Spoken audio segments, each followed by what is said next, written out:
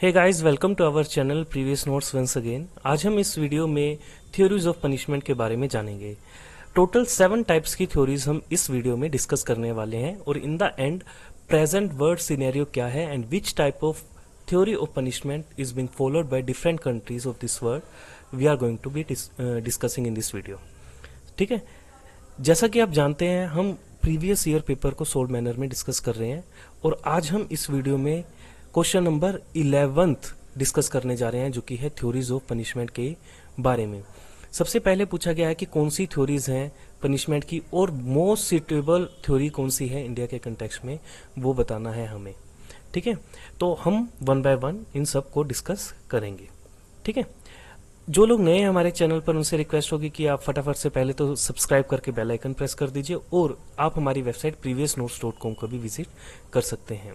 ये सिलेबस है LLB के सेमेस्टर 2 जूरिस्प्रूडेंस एग्जामिनेशन का।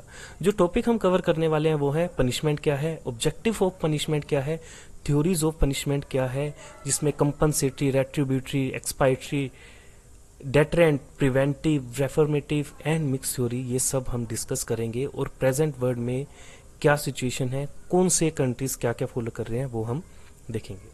ठीक है, सबसे पहले पनिशमेंट क्या है। Punishment is a legal sanction और penalty impose by the state. ये क्या है, एक तरह का सैंक्शन है, पेनल्टी है जो स्टेट के द्वारा इम्पोज की जाती है, उस व्यक्ति के ऊपर इम्पोज की जाती है जिसने कोई क्राइम या ऑफेंस कमिट किया है।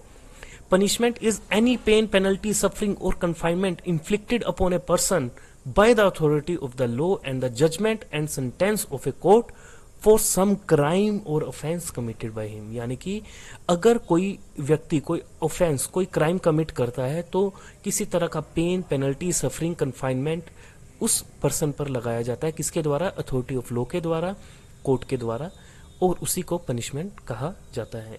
प्राइमरी ऑब्जेक्टिव क्या होता है पनिशमेंट का? प्राइमरी ऑब्जेक्टिव पनिशमेंट का ये होता है कि इंश्योर किया जाए जस्टिस। जब कोई भी क्राइम होता है तो सबसे पहले यही होता है यार इसे जस्टिस दिलाया जाए, इसको किसी तरह से जस्टिस मिल जाए और एक मैसेज भी जाए सोसाइटी के अंदर ताकि ऐसे इन तरह के क्राइम ना हो। यानी कि सोशल ऑर्डर को मेंटेन करने के लिए, प्रिवेंट करने के लिए, फ्यूचर क्राइम्स को प्रोटेक्ट करने के लिए सोसाइटी को भी पनिशमेंट दी जाती है।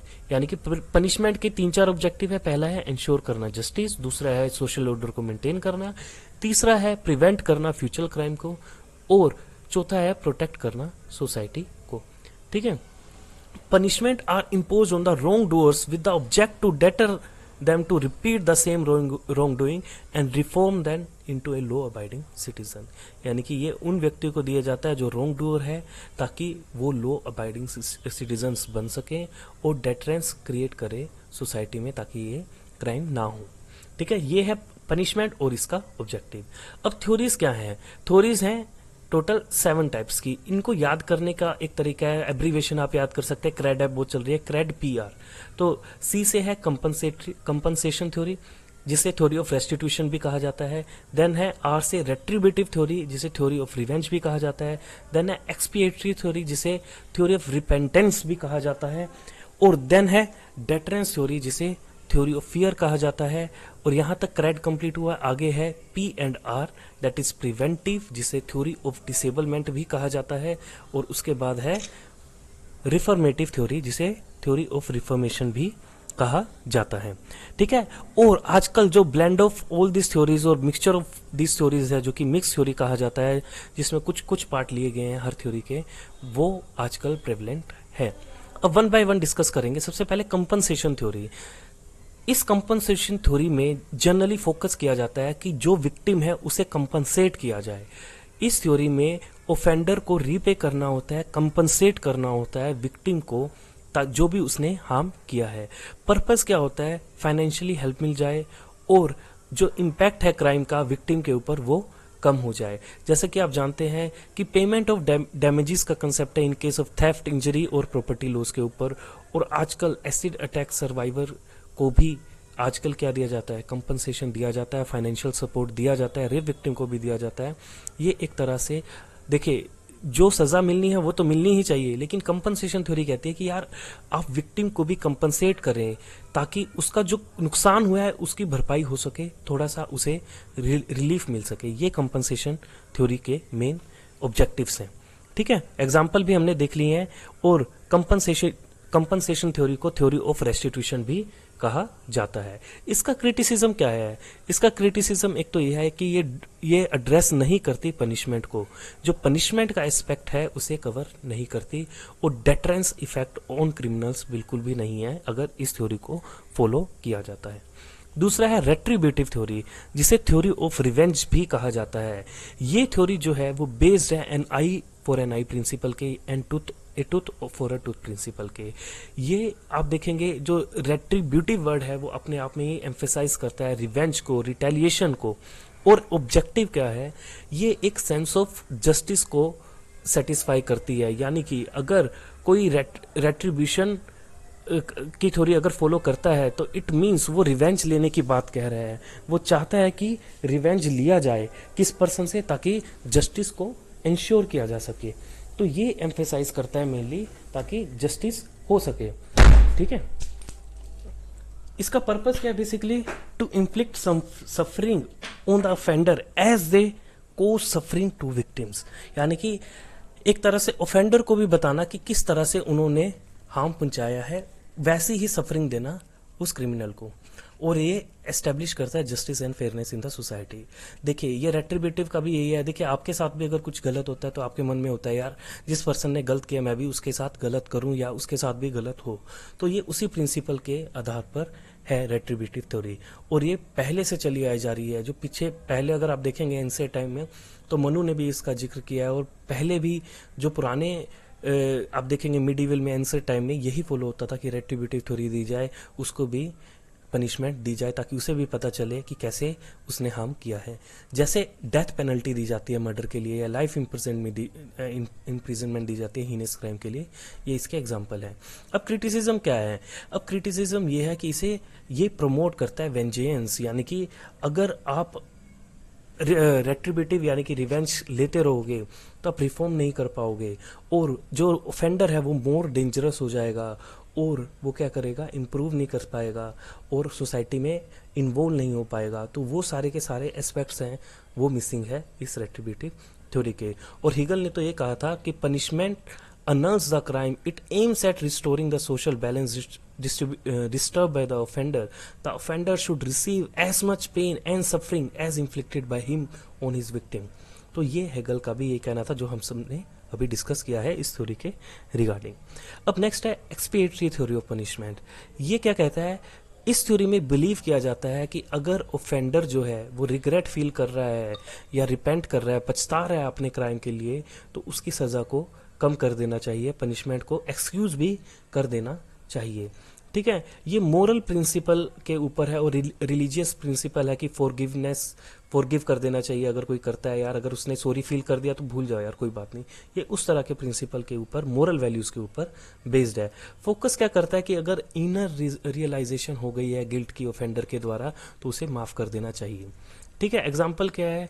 जैसे मान लीजिए कोई चैरिटी कर देता है, फास्टिंग कर देता है, और रिलीजियस सोसाइटीज़ में criminal perform act of atonement like charity, तो इस तरह के एग्जांपल्स है। अगर वो ये सब कर देता है, वो सरेंडर कर देता है, अगर आप देखते हैं वॉलंटरी सरेंडर कर देते हैं क्रिमिनल, तो ये कहा जाता है यार इसने अपना गिल्ट मान लिया है तो इसे फॉरगिव कर देना चाहिए। अब इसके क्रिटिसिज्म क्या है? ये too much idealistic in nature है, और ये डेंजरस क्रिमिनल्स के लिए तो बिल्कुल भी ये नहीं फॉलो करनी चाहिए, क्योंकि ये एक्सप्लॉइट करेगा और ये लीनियंसी का फायदा उठाएंगे।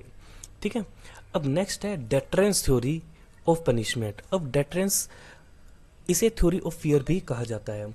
क्यों? क्योंकि इसका मतलब है कि आप सोसाइटी में डेटरेंस लाइए, यानी डिस्करेज कीजिए, ताकि इस तरह की पनिशमेंट दीजिए ताकि सोसाइटी में फियर पैदा हो और बाकी लोग उनसे सीखें कि यार इस तरह की पनिशमेंट मिलती है और आपको भी इस तरह के क्राइम्स नहीं करने हैं। यानी कि डेटरेंस लाने के लिए, फियर लाने के लिए, ये इस थ्योरी का मेन ऑब्जेक्टिव है कि आप डेटरेंस लाइए सोसाइटी में और क्राइम अपने आप ही बंद हो जाएगा। लेकिन ऐसा हो पाता है? आप खुद बताइए कि अगर डेटरेंस लाई जाती है, फियर पैदा किया जाता है, तो क्या वो थ्योरी, वो प्रोसेस जो है क्रिमिनल्स को बिल्कुल खत्म कर पाएगी? The answer is no. ठीक है, एग्जाम्पल क्या है इसके? जैसे डेथ पेनल्टी दी जाती है, लाइफ इम्प्रिजनमेंट दी जाती है, पब्लिक हैंगिंग की जाती है, तो वो सब एग्जाम्पल हैं डेटरेंस थ्योरी के। इसका पर्पज यही था कि डेटर करना ऑफेंडर को from committing the crimes in future, and deterrence जो है एक एग्जाम्पल सेट करे सोसाइटी में। ठीक है, अब इसका क्रिटिसिज्म क्या है कि एक्सेसिव पनिशमेंट में लेड टू इनह्यूमन ट्रीटमेंट।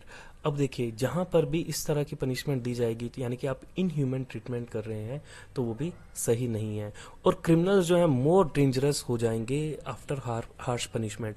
अगर आप इतनी ही पनिशमेंट देंगे तो उनके मन में भी होगा, यार ये तो बहुत ज़्यादा हो रहा है, हम भी इसका बदला लेंगे। तो ये सोसाइटी के लिए एक खतरा है। ठीक है, नेक्स्ट है प्रिवेंटिव थ्योरी, जिसे थ्योरी ऑफ डिसेबलमेंट भी कहा जाता है। यानी कि this theory focuses on preventing the criminal from committing further crimes. यानी कि ये थ्योरी ये कहती है कि आप प्रिवेंट करो ताकि जिसने क्राइम किया है वो दोबारा ये क्राइम ना कर सके। जैसे अब मान लीजिए, इसके कई सारे मेथड है, जैसे इम्प्रिजनमेंट दे दिया, डेथ पेनल्टी दे दिया, एग्जाइल कर दिया, तो ये सब मेथड है जिससे प्रिवेंट किया जा सके पनिशमेंट, प्रिवेंट किया जा सके क्रिमिनल्स को क्राइम करने के लिए। और ये एक थ्योरी है जो पहले बहुत प्रेवलेंट थी। पर्पस यही है कि प्रोटेक्ट करना सोसाइटी को और एलिमिनेट करना threat pose by habitual criminals. ठीक है, अब इसका क्रिटिसिज्म क्या है कि does not aim at reforming the criminal. ये क्रिमिनल को रिफॉर्म करने में वो नहीं रखती, और ये हार्श पनिशमेंट जो है ह्यूमन राइट्स के वायलेशन को भी दर्शाती है। नेक्स्ट है रिफॉर्मेटिव थ्योरी ऑफ पनिशमेंट, यानी कि रिफॉर्म किए जाएं, रिहेबिलिटिंग सेंटर्स जो हैं वो बनाए जाएं ताकि ऑफेंडर्स जो हैं main stream of the society में आ सकें। ठीक है, इस थ्योरी का जो मेन पर्पस है वो इस पर फोकस करता है कि जो भी क्रिमिनल हैं वो बोर्न क्रिमिनल नहीं है, लेकिन due to some circumstances in the society, जो स्टेट की कुछ मिस्टेक्स भी रही है, क्योंकि गवर्नमेंट जो है, स्टेट उन्हें एजुकेशन नहीं दे पाई, उन्हें सिखा नहीं पाई प्रॉपरली, और कुछ ना कुछ सर्कमस्टांसेस रहे होंगे जिसके कारण से वो क्रिमिनल बने। वो जब पैदा हुए थे तब क्रिमिनल नहीं थे, कुछ कंडीशंस ही उन्हें एज ए क्रिमिनल बनाई हैं। तो इस कंसेप्ट पे फोकस करती है, और तभी उनका जो मेन गोल है वो है कि क्रिमिनल के बिहेवियर को चेंज करना। आप क्राइम होने से नहीं रोक सकते, लेकिन अगर आपने क्रिमिनल के बिहेवियर को चेंज कर दिया तो वो कभी भी क्राइम नहीं करेगा। और एज ए होल ये चाहते हैं, इस थ्योरी वाले चाहते हैं कि ये फोकस करती है कि जो मेन स्ट्रीम में क्रिमिनल्स को लाया जाए, उनका बिहेवियर चेंज किया जाए। इसका पर्पस यही है, प्रिवेंट करना कि जो क्राइम हुआ है वो बाद में ना हो। अब देखो, एक क्या मेथड है, किस तरह से रिफॉर्मेशन लाया जा सकता है या उन्हें मेन स्ट्रीम में लाया जा सकता है। एजुकेशन देके प्रिजन में, अब प्रिजन्स में एजुकेशन सेंटर अगर खोले जाएं तो, या फिर काउंसलिंग की जाए, उन्हें ट्रेनिंग दी जाए, जॉब अपॉर्चुनिटी दी जाए आफ्टर रिलीज, तो वो उनका रिफॉर्म किया जा सकता है। अब इसका क्रिटिसिज्म क्या है कि क्रिटिसिज्म ये है कि ये फेल कर जाती है in the case of harden criminals. अगर बहुत ही ज़्यादा, अगर जो बिल्कुल हार्डकोर क्रिमिनल्स हैं उनके लिए ये थ्योरी सेट नहीं बैठती, वो बिल्कुल भी मेन स्ट्रीम में नहीं आने वाले, तो ये बिल्कुल वेस्ट ऑफ टाइम है।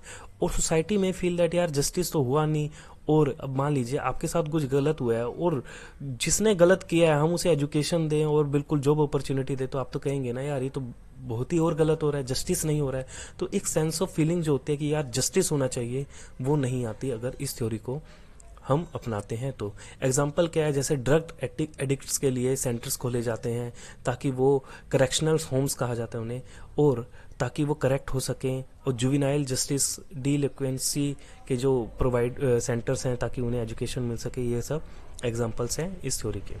ठीक है, अब मिक्स थ्योरी ऑफ पनिशमेंट क्या है? मिक्स थ्योरी ऑफ पनिशमेंट में क्या है कि मिक्सचर है, blend of all this punishments है, जिसमें मेनली क्या कहा जाता है कि it believes that punishment should debtor the criminal, यानी कि डेटर भी करे, रिफॉर्म भी करे, प्रिवेंट भी करे और कंपनसेट भी करे।